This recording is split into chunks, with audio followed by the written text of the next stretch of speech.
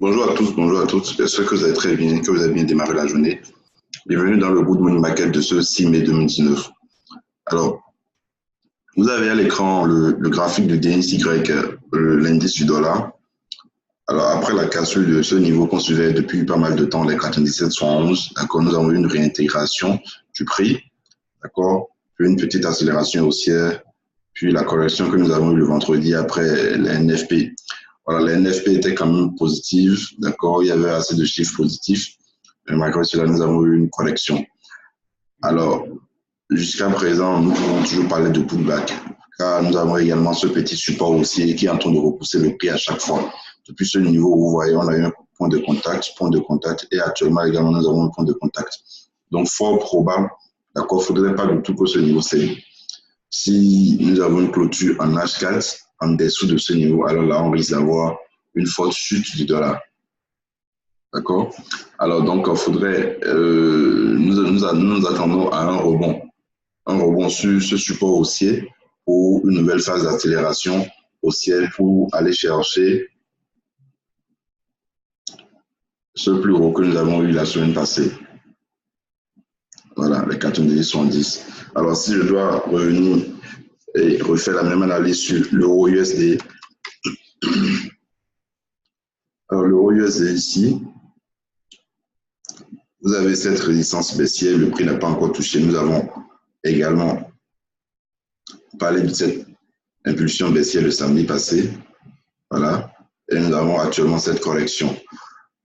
Toutefois, j'avais utilisé les Fibo la dernière fois parce que, comme je vous l'ai dit, ça peut ne pas forcément aller retoucher la grande résistance baissière que nous avons tracée ici. On sait bien que la tendance est baissière et tout.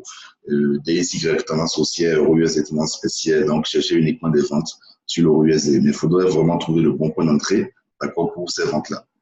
Alors, en utilisant les Fibo, pour les étudiants, savent bien de quoi je veux parler, d'accord, étant donné que le prix peut ne pas forcément repartir, toucher la résistance baissière, comme ça peut repartir, bien sûr, d'accord, on peut utiliser les retracements de Fibo pour définir, d'accord, définir ces niveaux, définir les niveaux les plus importants à surveiller. Si je prends cette phase d'impulsion baissière, ce mouvement baissier, nous avons les 50%, d'accord, qui ont repoussé le prix le vendredi passé après la forte accélération que nous avons eue suite au NFP. Voilà, nous avons les 50% sur ce niveau-là, d'accord, et puis nous avons les 61,8% sur ce niveau. Voilà. Si ça casse les 50% représentent les 1,12. D'accord? Si nous avons cassé des 1,12, alors on risque d'aller chercher les 68%, donc les 1,12,15. Et sur ce niveau, vraiment, il y aura la qualité serait très forte. D'accord? Qu'on assiste à un retour, c'est-à-dire à une nouvelle phase d'impulsion baissière. Et ça, c'est dans le cas où ça casse les 50%. Sinon, même sur les 50%, on peut déjà chercher des points d'entrée à la vente. Je viens peut-être en H1. Voilà. Déjà que ça a touché, ça a rebondi. Bon, hier, nous avons eu un gap baissier. C'est en train de combler le gap. D'accord, c'est en train de combler le gap. Déjà que nous avons déjà eu une nouvelle phase, une petite et un petit rejet déjà sur ça. Donc, ça peut revenir sur ça, repousser encore le prix. Donc, il faudrait vraiment surveiller ce niveau des 50%. Maintenant, n'oubliez pas, le marché, bon, aujourd'hui, lundi, il n'y a pas vraiment d'événement. Sur l'euro, bon, déjà le lundi, il n'y a pas assez d'investisseurs sur le marché.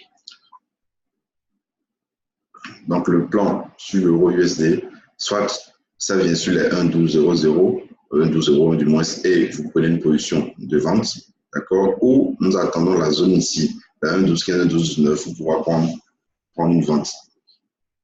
D'accord, là, ce serait bien parce qu'on n'a pas vendu sur un creux, nous avons vendu sur, après un retracement de cette baisse-là. Et là, ce sera un très bon point d'entrée. De toute façon, pour ceux qui sont dans le canal et dans le groupe de signaux, vous aurez ces signaux-là. Alors, je continue avec l'USD-CAD. Alors, l'USD-CAD est en train de donner un très bon point d'entrée à l'achat après le gap aussi que nous avons eu hier. Là, nous allons attendre la clôture de cette bougie H4. D'accord, la bougie va se clôturer à 10 heures, je pense, du Bénin. Nous allons attendre la clôture de cette bougie pour pouvoir prendre la position, aller chercher le sommet que nous attendons depuis pas mal de temps. Ce niveau. D'accord, la 1,35,21. Si clôture dessus, on ira chercher la 1,35,70. On a parlé de ça plusieurs fois. Alors, là, nous sommes en train d'assister à la clôture. Bon, n'est pas encore dit, nous allons attendre la clôture de la bougie parce que vous avez vu ça, il y avait laissé une mèche ici. Donc, nous allons voir comment ça va se clôturer ici. Et n'oubliez pas que ce niveau, c'est le niveau formé par l'NFP, le vendredi passé, d'accord, ce sommet-là. Voilà. Donc, il faudrait qu'on ait une clôture au-dessus de ce sommet pour aller chercher les 1,35,21. Donc, c'est quand même pas mal de pips, c'est 1,34,89. Voilà. Donc, je vais enlever quelques niveaux.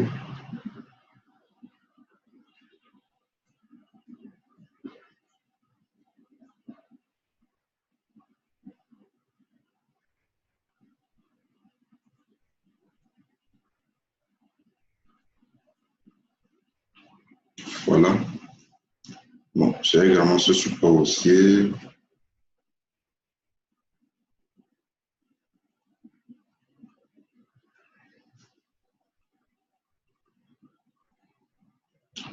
Donc, voilà. Donc, nous attendons, d'accord. La tendance est haussière également ici depuis D1, H4, H1. Je suis sur le graphique H1. Nous attendons la cassure de ce niveau, là, 1,34,89 pour aller chercher 1,35,21. Bon, là, je suis sur le graphique H1. Voilà. Donc, déjà à 8 heures, si clôture au-dessus, on peut y avoir la position à la semaine. Tout à l'heure, je pensais que j'étais sur H4. Voilà. En H4, voilà ce qu'on a. La clôture H4, c'est à 10 heures, alors que la clôture H1, c'est à 8 heures. Donc, nous allons surveiller et, si possible, envoyer le signal dans le canal, dans le code de signaux VIP. Voilà. Pour le moment, je ne cherche pas de point d'entrée à la vente sur l'USD4, tant que ce soit au-dessus de ce petit support haussier. Si éventuellement nous avons une cassure de ce support haussier-là, je peux prendre une vente. Et ce sera juste une correction. D'accord, une vente de correction, parce que la tendance reste globalement haussière. D'accord, c'est une tendance haussière depuis pas mal de temps. Alors, je continue avec le gold. Donc, le gold évolue toujours au sein de ce range.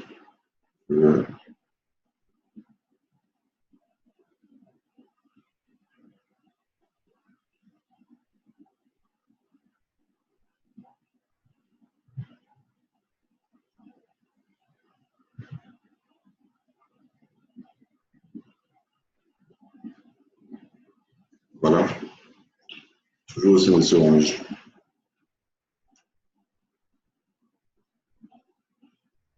Ça n'a pas tout à fait touché le support haussier. D'accord, donc c'est un point que je vais vraiment surveiller. Je l'ai dit aux étudiants la dernière fois, le samedi passé. Donc, ce range, la cassure par le bas va, si possible, coïncider avec le support haussier DE que nous avons tracé. D'accord. Et la cassure par le haut, là, nous avons cette résistance baissière de correction que nous avons également surveillée. Donc, pour vendre le gold, je pense quand même qu'il faudrait vraiment attendre un retour des prix sur cette résistance baissière. D'accord. Et là, n'oubliez pas, c'est toujours la correction. Parce que vous voyez, la grande tendance, c'est ça, haussière. Donc, c'est juste une correction. Tout ce que vous avez ici, c'est une correction. Voilà.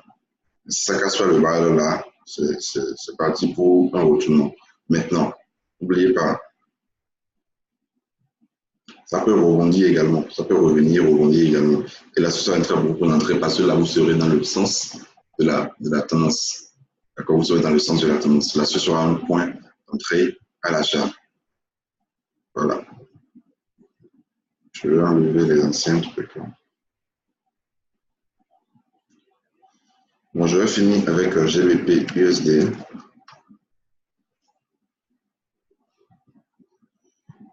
Sur le PUSD, le biseau qu'on avait tracé a été cassé.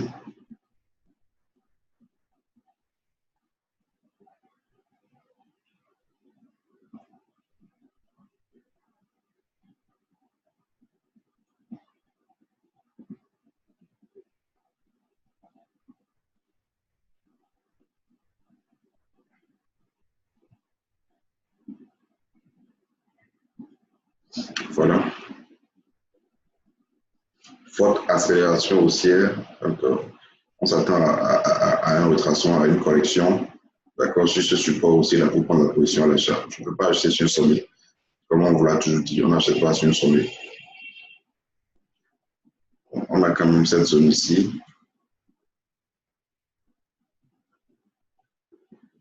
Voilà, qu'il faudrait surveiller. D'accord, ça peut ne pas revenir sur ce support haussier et nous laisser un point d'entrée ici, laisser une mèche en bas, en dessous de cette zone-là, nous allons prendre la position à l'achat. Pour d'abord aller chercher les 1,31,93. D'accord, puis le prochain niveau en haut ici, les 1,32,62. Donc, nous allons surveiller également au cours de la journée. Alors, c'est tout ce que je vois pour vous. Vous allez surveiller les plans avec nous ou intégrer le canal Telegram qu'elle va envoyer tout à l'heure dans la journée et d'autres plans sur d'autres parités. D'accord, également sur tes indices. Donc, vous allez suivre cela. Et pour ceux qui sont toujours intéressés par la formation, n'oubliez pas que la prochaine vague, c'est le lundi prochain, donc dans une semaine. Également, pour les signaux, vous avez la possibilité toujours de vous abonner au groupe de signaux. Passez une excellente journée, bon début de semaine et bonne séance de training à tous.